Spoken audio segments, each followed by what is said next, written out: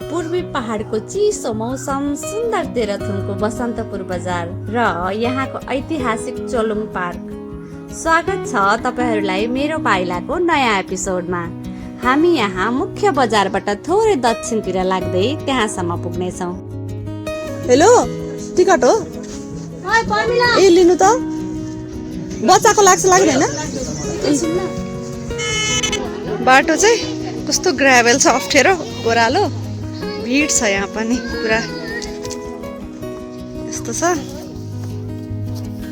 अब हामी तल यता पार्कतिर लाग्छौँ। बाटो चाहिँ ढुङ्गा बिछ्याएर राम्रो बनाएको रहेछ यता। माइकिङ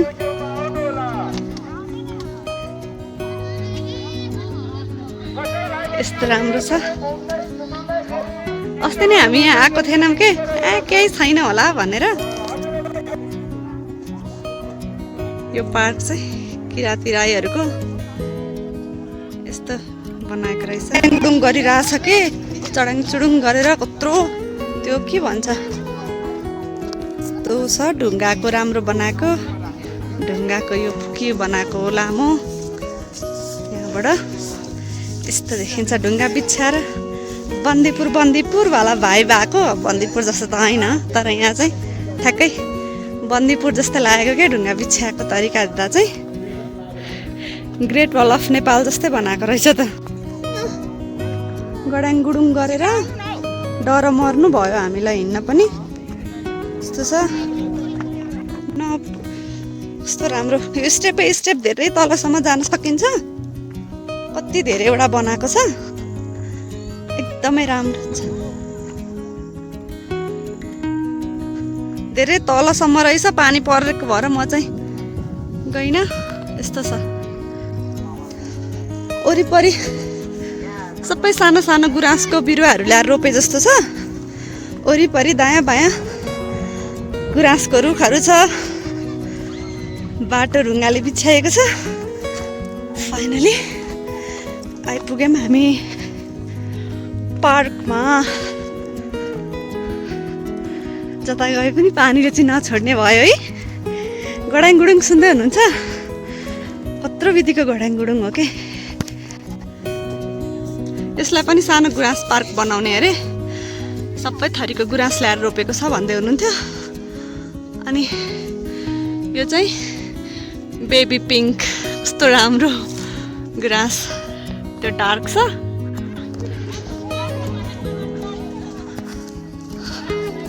यस्तो छ। यो चाहिँ कुनै यो किराँतीहरूको केही होला के सिम्बल। यहाँ चाहिँ हर्स राइडिङ पनि गरिन्छ। अनि कस्तो पुरानो गाउँघरको याद आउने खालको घर बनाएको रहेछ। पहिले एउटा मात्रै घर थियो यहाँ, अहिले थपेर राम्रो बनाएको छ। बाटो दुईतिरबाट रहेछ, यताबाट जाने उताबाट आउने।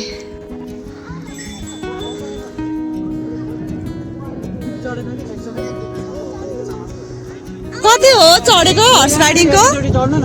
दाइ कति हो? 100 रुपियाँ एकजनाको। ए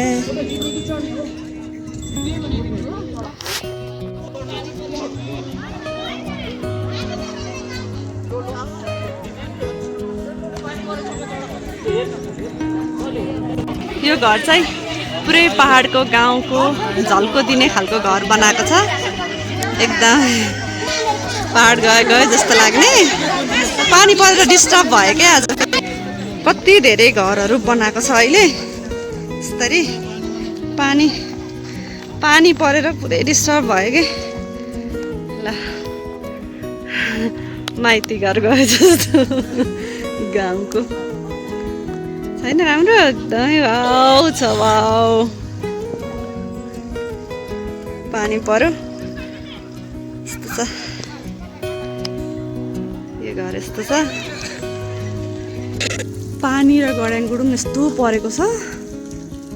2.5 घन्टा पाउने 3 घन्टा भइसक्यो हाम्रो यही कल्चरल होममा बसाइ भएको छ। कस्तो कालो निलो भएको छ। पानी पनि रोकिँदैन कि जस्तो डर लागिसक्यो। हामी त जता गए पनि पानीले साथै लिएर हिँड्छ भने अब चाहिँ घाम लाग्दै हुने नि।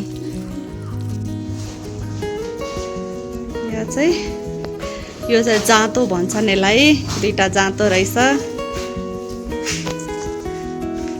अनि यो चाहिँ ढिकी हो, ढिक्च्याउँ गर्छ ढिकीले। अनि त्यसमा धान मकै गहुँ कोदो सबै थोक हुन्छ यो ढिकीमा, कुट्ने हो, पिसानी कुटानी गर्ने पहिलेको। अरू पनि देखाउने कुराहरू त थुप्रो थियो कि अब पानी परेर गर्दाखेरि हामीले राम्ररी केही देखाउन पाएनौँ। यो ओखली बनाएको होला।